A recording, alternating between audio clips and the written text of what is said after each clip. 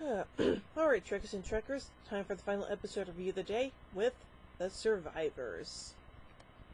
The Federation starship Enterprise D, under the command of Captain Jean-Luc Picard, responds to a distress call from a Federation colony on Deltarune 4 and discovers the planet to be devastated and devoid of life, save for a patch of land containing a house and vegetation. Transporting to the surface, the away team meets the human occupants of the house, Kevin and Rishon Uxbridge. The android Lieutenant Commander Data relates personal information about the couple, impressing them. They witness the attack that destroyed the colony, but are unaware that they are the only survivors. Though Kevin would rather have the Enterprise leave them in peace, Rishon allows the team to check the house for any reason why they might have been spared. The team, finding nothing of interest save for a small music box, insists that the Uxbridges return to the Enterprise for safety, but they refuse. Aboard the Enterprise, Castor Troy hears the music from the music box in her mind on a never-ending loop, which slowly begins to drive her insane. Uh-oh. Eventually she is reduced to hysterics, resulting in being medically forced into a coma. Yeah, I think that would be a good idea. An unknown spacecraft appears in orbit and starts to attack the Enterprise, then turns and leaves at high speed. The Enterprise gives chase but is unable to overtake the spaceship. Eventually, Captain Picard orders his ship to return to the planet. Picard transports to the surface with Worf to visit the Uxbridges. Kev suggests that they were spared because they are pacifists.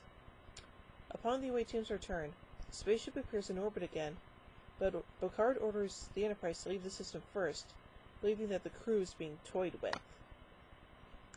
When they return to the planet, the ship is nowhere in sight, and Picard transports to the surface to plead that the Uxbridges leave with him as well as to tell them about Troy's dementia.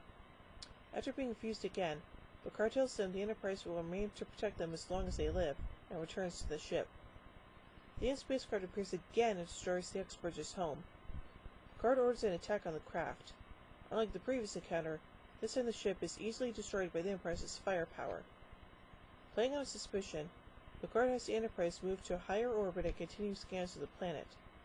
After a short time, the Uxbridges' home reappears. Picard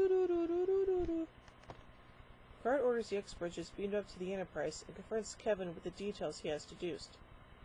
Kevin and Rishon's house was destroyed in the attack and Rishon was killed, but Kevin, who is not human, has recreated them both. The alien warship is a device of Kevin's to make the Enterprise go away.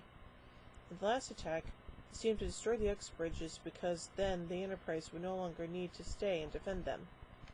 Kevin admits the truth, and the illusionary Rishon disappears. He goes to Troy to remove the torturous music that he had placed in her mind to prevent her from telepathically identifying him. Kevin reveals he is a Dude, an immortal energy being with vast powers. While traveling in human form, he met Rishon, fell in love, and settled with her on Rana 4. When the planet was attacked by an aggressive, destructive species called the Husnog, he refused to join the fight in accordance with the species' pacifism. Rishon actually did take up arms to defend the colony, and was killed in the ensuing battle, lost to Kevin forever as bringing the dead back to life is something beyond even his extraordinary abilities. Struggling with grief and wanting revenge, Kevin lashed out with his vast powers and wiped out the entire Husnog species, over 50 billion. Ooh. Horrified by his crime, he chose self-exile to the planet, creating the replicas of Rishon in their house with which to spend the rest of eternity, and using recreation of the Husnog ship as intimidation to keep their privacy. Picard states that they are not qualified to be his judge as they have no laws to fit the magnitude of this crime. Enterprise leaves Kevin and his illusion at peace, and Picard confirms he will issue a warning not to visit the planet. Picard later opines in his log that, by being as powerful and conscientious as Kevin, is best left alone. Yep, I definitely agree with that. So, overall, this was a pretty good episode, but I wouldn't say it's great. So, overall, I give The Survivors 3 warp cores out of 5. Well, join tomorrow. Star Trek Temper continues with Who Watches the Watchers. So, until then, live long and prosper, everybody.